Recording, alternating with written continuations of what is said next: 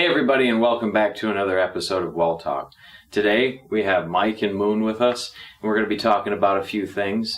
First, we want to open up with the subject of actually Jenny being a player character this time, not just an NPC, but actually playing as a player character. And how was that? You know, you got to interact with her in a bit of a different light. Her character was very, what would you say?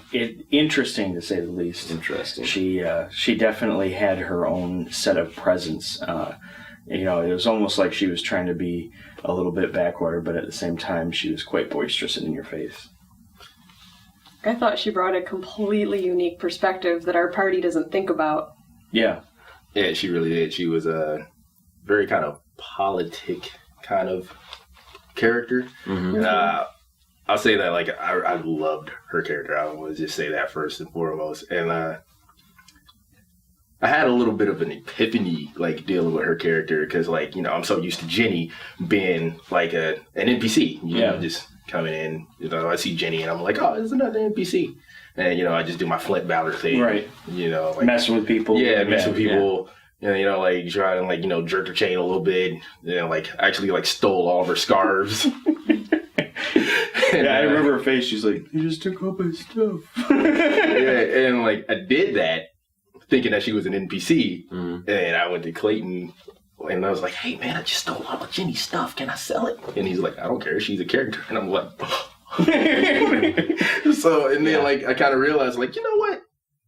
I shouldn't treat NPCs and PCs differently, right? Mm-hmm. You should just try to treat every character that you meet as if they are an actual part of the world. Yeah. Right. Yeah. Right. Not that they're just going to come and go and you never see them again, but just as much as it's a player consequence, it's just as much as it's an NPC consequence. So, and that's actually one of the reasons why a lot of times we'll bring in people that are, was once staff member and then they're coming to be a character, and sometimes we're like, we won't say anything for that fact. So it's equal treatment, because you never know. So to keep that guessing, but it's truth and tide for the fact of what you're saying, you're a veteran RP or LARP and it still can creep up on you, So it's a good lesson for everybody. Hey, keep in mind, But her character is what you're talking about, political stuff. That it was a definite part of her character that got I guess everybody talking, know. Yeah, because she really did bring a totally different dynamic. Yeah. Like you said, we didn't even think about this stuff. We didn't even think to ask the kind of questions that her character did ask. Right. Oh well, what if we just become the rich parliament? It's what? Wait. Will you do that? Yeah. Or when she wanted to bring the people food and see if they'd negotiate that way, I mean, it was just completely different, stuff we don't think about. Yeah. No, she definitely was asking a lot of questions. I think I was asked more questions by her in one night as one of my NPCs than that NPC had been asked any questions his entire existence so far. So it was definitely different. It was good. It's even as, Black Cloaking, it was funny because she was in character talking to me, out of game, and she's still asking so many questions I can't even answer the first one yet. I was like, hold on, let's categorize these, But it was her character, and it was neat for the fact of how well Jenny, dropped into it, And then your guys' response to her was, even at the beginning, because you were suspicious and whatnot, but then that turned into, I don't even know if it was trust, but it was definitely a high level of interest. Mm-hmm. She was definitely a spice in the mix, in the pot of what everybody is. Flint's definite first thought when he saw Duchess Fontaine Troubadour was, this girl's got money. Let's see if I can get some of these scarves. See if I can sell these. She's he's got to be, if this is where she puts her money, it's it's got to be worth something, silk or something. Yeah, I don't know what Hex thought about her. Hex feels about everybody the same way, or at least used to, and it's just pretty much, okay, you're there. You exist. Yeah. You exist. Happy for you.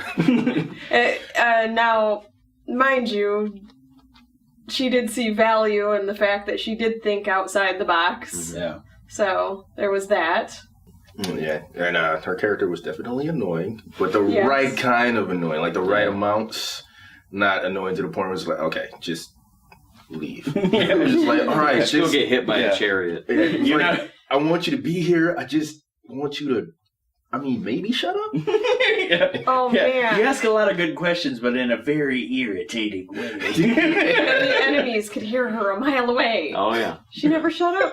That was actually a real thing because, like, when the Red Dawn mod, she was talking off in the woods when Flint was trying to rescue, Heather's NPC, and they're like, "What is that? Who's talking?" They could hear her asking questions out in the woods, and they all kind of like flocked that way. Wow. Yeah, I could hear her in the woods too. I'm like, as long as they can hear her, they can't hear me. She's the perfect partner. Yeah, exactly. Well, like I mean, in certain situations, I forget whose idea it was, but they were like, "Hey, why don't you two go infiltrate Vadon?" I'm like, "What?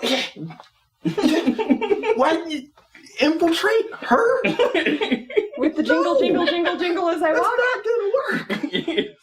Well, she could distract them, but I mean, she was pompous enough; she'd fit right in. She would. That's true. She could fit right in. She would.